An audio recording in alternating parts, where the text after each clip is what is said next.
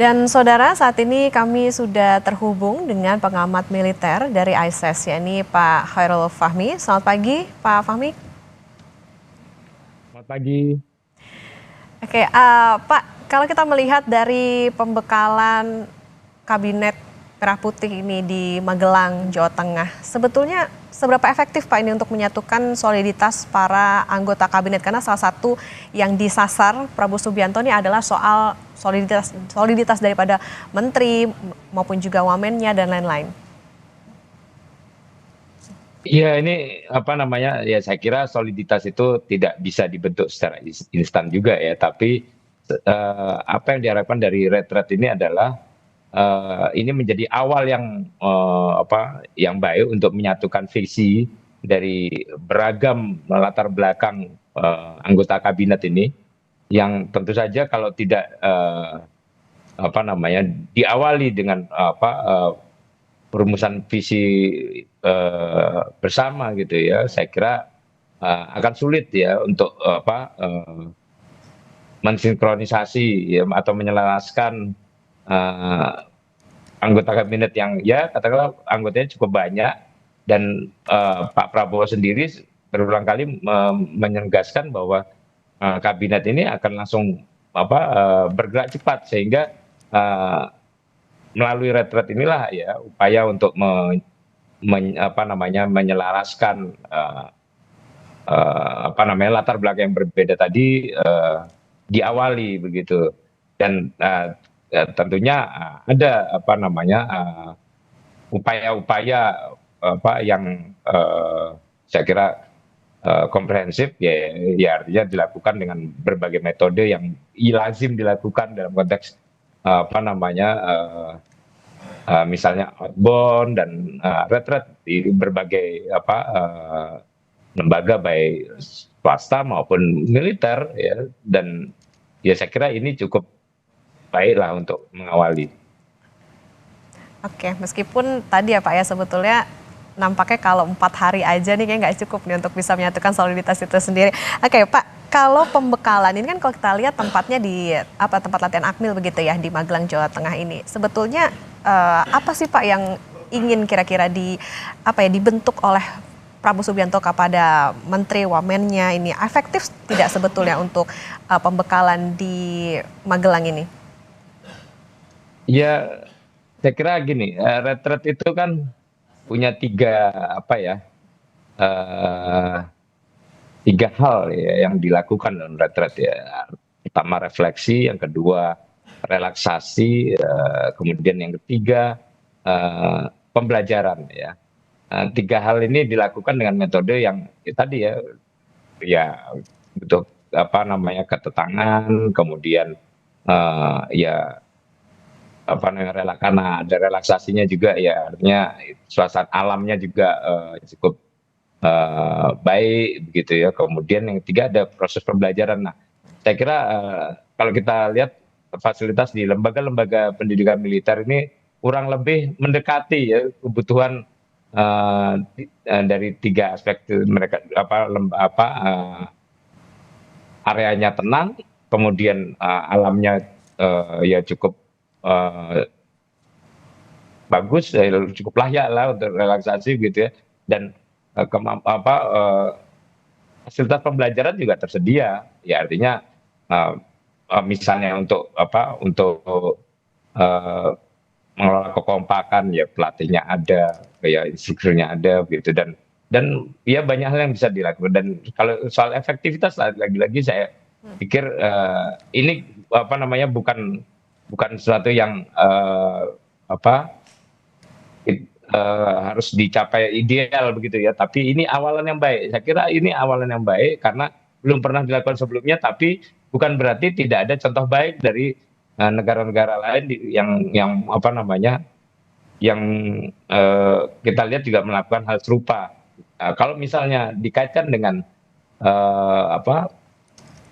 konteks apakah ini akan efektif misalnya untuk menggembleng atau membentuk karakter begitu, ya saya kira ada Lemhanas mungkin lebih memadai, tapi waktunya juga tidak cukup untuk kalau misalnya 2-3 hari begitu, sama saja. Jadi saya kira ini langkah yang ini aja ya, yang taktis begitu untuk mendapatkan apa namanya harmonisasi dan soliditas lebih lebih dini begitu. Pak Fahmi, kami lanjutkan kembali perbincangan Pak soal pembekalan Kabinet Merah Putih. Iya, Ya, Pak Fahmi, ini kan juga menarik melihat bagaimana anggota dari Kabinet Merah Putih ini, mereka ada yang sudah lama begitu Pak hitungannya untuk menjadi pejabat negara, ada yang mungkin belasan bahkan puluhan tahun. Apa sebetulnya kira-kira, apakah perlu mereka ini mendapatkan nilai-nilai dari pelatihan atau pembekalan ala militer ini? sebenarnya ini bukan ala militer juga ya, karena tempatnya saja ya di lingkungan militer untuk memberikan pengalaman unik yang memungkinkan para pejabat itu ya belajar tentang lebih baik tentang kerjasama tim, kemudian bagaimana eh, apa namanya menyusun strategi di bawah tekanan, kemudian hal-hal yang penting dilakukan dalam situasi darurat misalnya. Ini kan apa namanya sesuatu yang eh, apa ya apa biasa dilakukan memang di lingkungan militer, tapi tidak apa namanya serta-merta ini sesuatu yang apa benar-benar khas militer begitu ya. Hanya saja itu tadi apa namanya mereka yang memang lebih terbiasa soal apa soal eh, apa melakukan strategi di bawah tekanan, kemudian apa mengambil putusan-putusan dalam situasi darurat dan di mana informasi juga terbatas begitu. Hal-hal ini yang ya saya kira penting walaupun para pejabat ini mungkin sudah cukup lama ya, ada yang mungkin sudah berulang kali juga jadi menteri, tapi saya kira ini apa namanya menunjukkan Pak Prabowo ya yang saat ini menjabat presiden dan sebelumnya juga sempat menjadi menteri ya 5 tahun ke belakang ini juga mungkin apa namanya merasakan adanya kebutuhan-kebutuhan ini sehingga ketika di awal masa jabatannya ya dia menginisiasi retret semacam ini untuk membekali para pejabat di apa namanya di kabinetnya supaya bisa apa lebih kompak, lebih solid, kemudian apa namanya bisa berkontribusi lebih besar bagi kepentingan pemerintahan ke depan. Oke, tentu harapannya ini juga bisa tercapai soal soliditas karena tadi juga ada ya supaya tidak timpang timpang tindih begitu bagaimana mereka nanti menerapkan kebijakan ataupun juga mencapai apa yang menjadi program dari Prabowo dan juga Gibran. Lantas Pak, ini kan yang mendapatkan pembekalan di Magelang ini kan ada menteri, wamen, kemudian utusan presiden. Perlu tidak sih sebetulnya misalnya nilai-nilai ini juga diterapkan atau bahkan pembekalan seperti ini diterapkan juga ke jajaran di bawahnya begitu?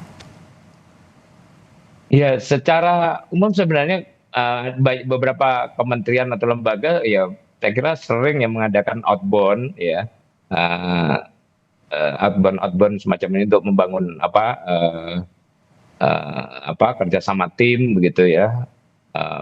Untuk kerjasama tim, rasa saling percaya itu kan sudah sering dilakukan. Tapi mungkin apa yang dilakukan hari ini akan bisa menjadi role model lah begitu untuk diterapkan di masing-masing kementerian nantinya gitu supaya apa yang sudah dilakukan di level kabinet bisa diimplementasikan juga di tiap kementerian dan lembaga supaya soliditas itu juga menular begitu ya menular dan apa namanya membawa efek yang baik bagi agenda-agenda pemerintahan gitu.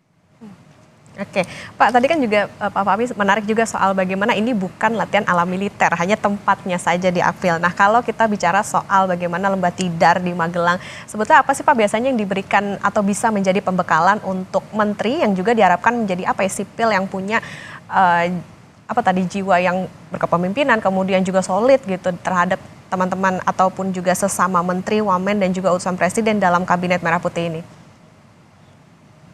Iya seperti lazimnya kegiatan retret dan ya mungkin kurang lebih juga outbound ya di apa di berbagai macam organisasi ya, untuk kepentingan yang juga beragam, tapi intinya adalah bagaimana membangun kerjasama tim dan rasa saling percaya tadi. Ya saya kira eh, apa namanya ada banyak hal yang dilakukan ya, eh, yang apa namanya misalnya bagaimana apa namanya mereka memulai dengan melakukan eh, refleksi begitu ya, kemudian eh, di situ mereka apa namanya eh, diberi kesempatan ya untuk mengembangkan apa ya istilahnya keterampilan emosional, kemudian keterampilan sosial yang krusial gitu, belajar mengelola stres juga, membangun empati, meningkatkan kemampuan komunikasi. Ya caranya beragam seperti yang kita mungkin sering kita saksikan kalau kita misalnya ikut pernah ikut pramuka, ikut apa namanya berbagai macam latihan-latihan ya dasar di organisasi-organisasi. Ya hal semacam itu kurang lebih sama, cuman mungkin tambahannya adalah bukan hanya soal apa bagaimana tadi yang mengisi uh, apa namanya kepala dan uh, hati gitu, tapi juga ada penempaan sedikit penempaan fisik lah ya. Oh, dan saya kira itu juga tidak mengambil porsi yang cukup besar karena kita tahu juga anggota kabinet kita juga usianya beragam ya, apa namanya ada yang ya katakanlah sudah lansia sehingga itu juga kesehatannya juga perlu di apa namanya pertimbangkan gitu. Jadi saya kira banyak lah cara yang dilakukan. Nah, dan saya kira karena tempatnya di Lembah Tidar ini, saya kira ini diputuskan karena Akademi Militer ini kan punya pengalaman panjang gitu ya untuk melatih uh, para prajurit mulai dari nol ya, dari individu-individu gitu ya, kemudian mereka menjadi barisan yang kompak, bekerja sama dalam satu tim, kemudian bisa berkolaborasi di bawah tekanan. Nah ini yang apa namanya yang saya kira menjadi pertimbangan mengapa ini juga dilakukan di di Lembah Tidar di Akademi Militer. Oke, artinya memang ada apa ya penempaan diri begitu untuk para menteri, wamen, utusan presiden maupun juga yang hari ini mendapatkan pembekalan di Magelang, Jawa Tengah. Pak Fahmi nanti masih akan kami lanjutkan dan saudara, Breaking News Kompas TV akan kembali usai jeda, tetap bersama kami.